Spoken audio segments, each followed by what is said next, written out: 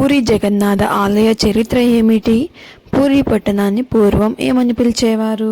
Hello guys, welcome to our channel Aadya talks. మన భారతదేశంలో పురాణ కాలం నుండి ప్రసిద్ధి చెందిన పట్టణాలలో పూరి ఒకటి.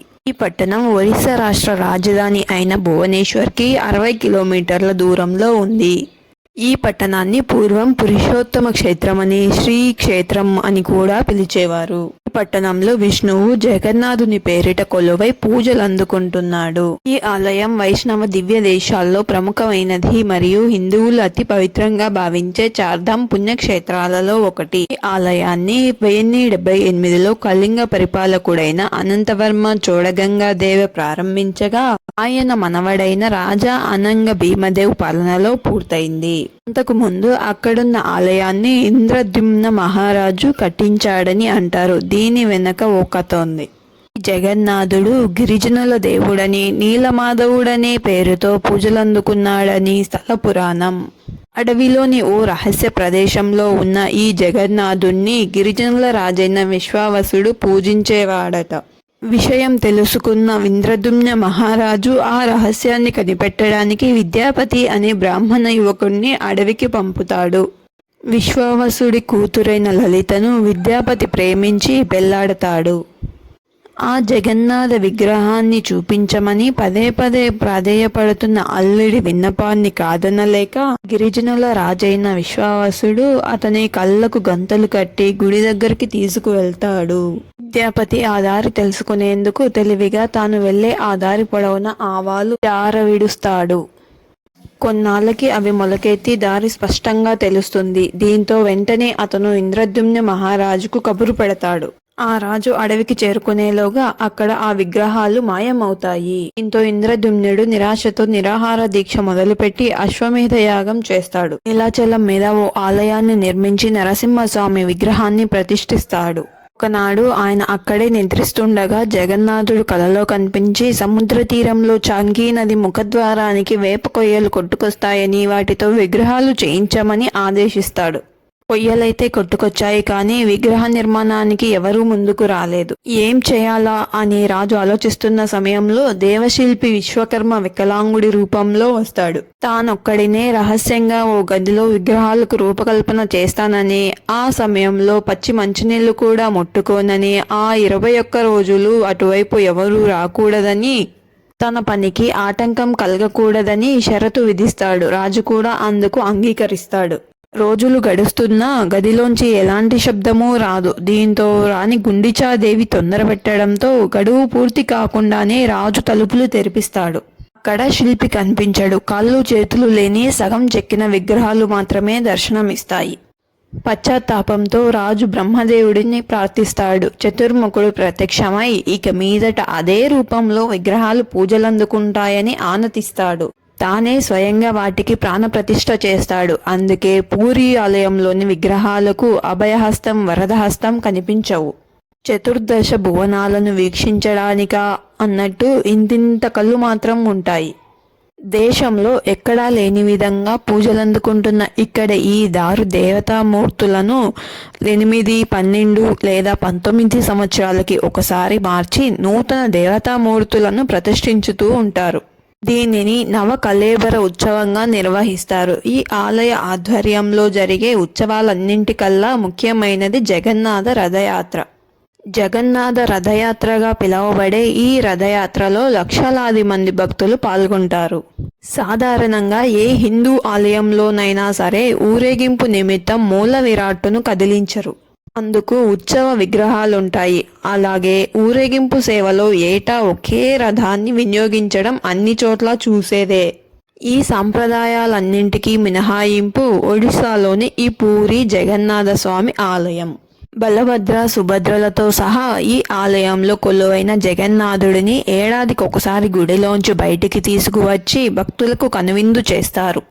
ఊరేగించేందుకు ఏటా కొత్త రథాలను నిర్మిస్తారు. అందుకే ఈ జగన్నాథ రథయాత్రను అత్యంత అపురూపంగా భావిస్తారు భక్తులు.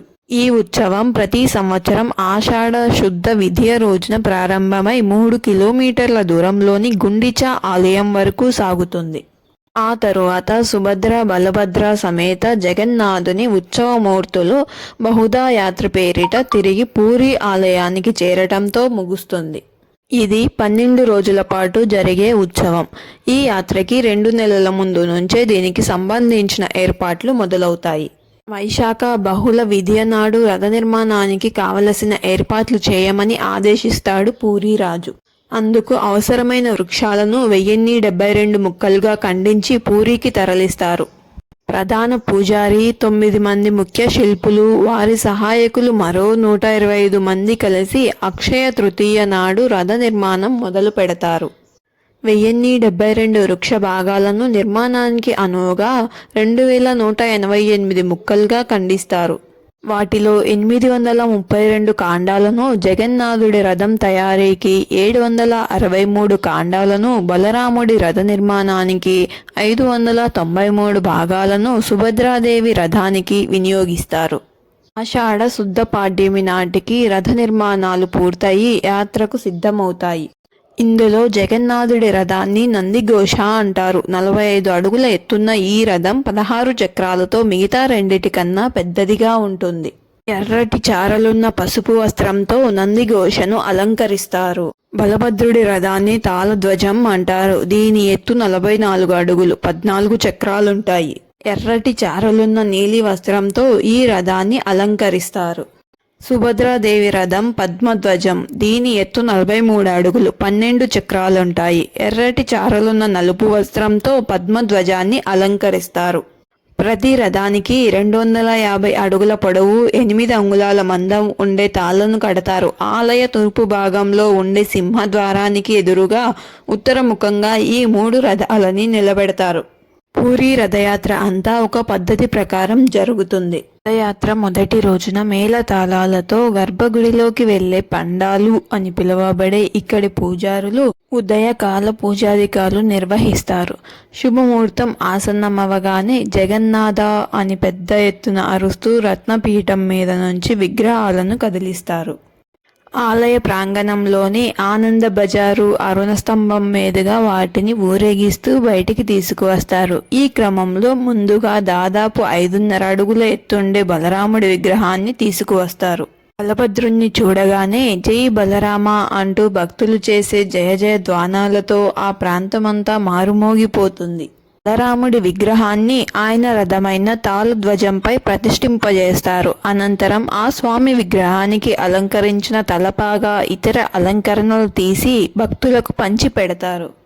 వాటి కోసం భక్తులు ఎగబడతారు. అనంతరం ఇదే పద్ధతిలో సుభద్రాదేవి విగ్రహాన్ని కూడా బయటికి తీసుకువచ్చి పద్మధ్వజం అనే రథం మీద ప్రతిష్ఠిస్తారు. ఇక ఆ జగన్నాథుడిని దర్శించుకునే క్షణం ఎప్పుడెప్పుడా అని తహతహలాడిపోతుంటారు భక్తులు.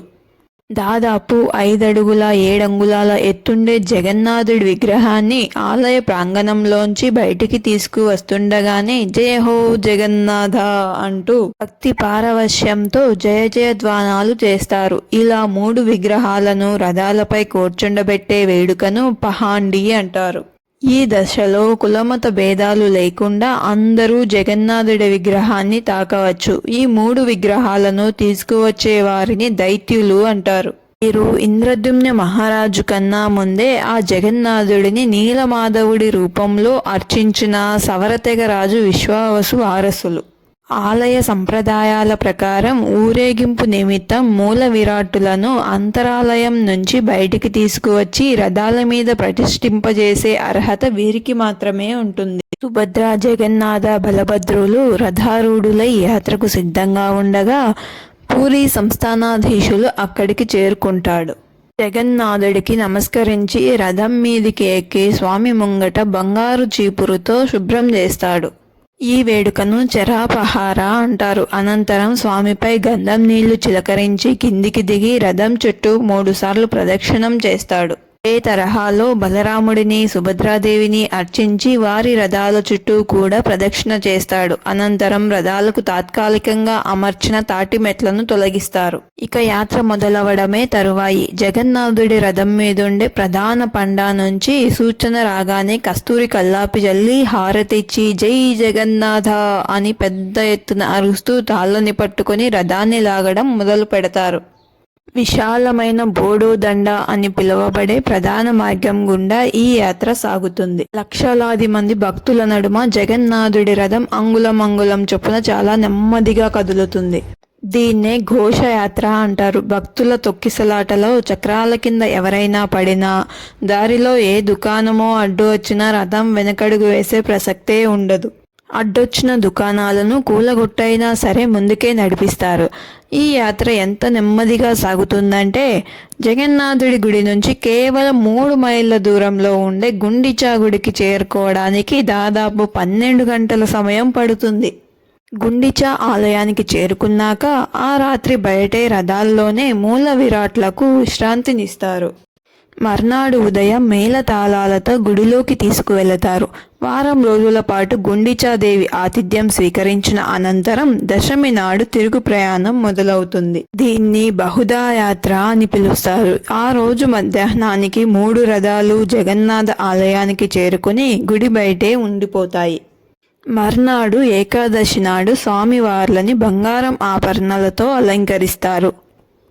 సునావేశగా వ్యవహరించే ఈ వేడుకను చూసేందుకు బారులు తీరతారు భక్తులు.